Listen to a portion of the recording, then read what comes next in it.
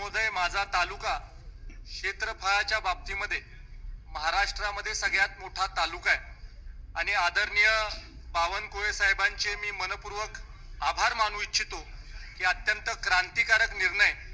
हा आदरणीय बावनकुळे साहेबांनी घेतलेला आहे। त्यांचे प्रथम मी आभार मानू इच्छितो की मुख्यमंत्री बळीराजा शेती पानंद रस्ता योजना ही राज्याला त्यांनी प्रदान केली आणि सगळ्यात महत्त्वाचं की माझ्या मतदारसंघामध्ये 220 किलोमीटर रस्ते हे मातोश्री पानंद रस्ता दुरुस्ती योजनेमध्ये मंजूर आहेत,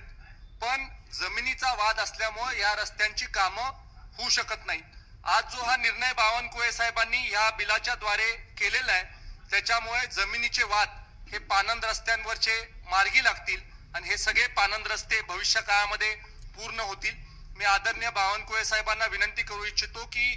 जी आपण सुरक्षा देण्याच्या बाबतीमधली व्यवस्था केलेली आहे ती फक्त सुलभ होण्यासाठी DYSP लेवलवर एखादी समिती करून खाली PIच्या माध्यमातून कारवाई करण्याचे अधिकार त्यांना द्यावेत अशी विनंती मी आदरणीय साहेबांना करू इच्छितो।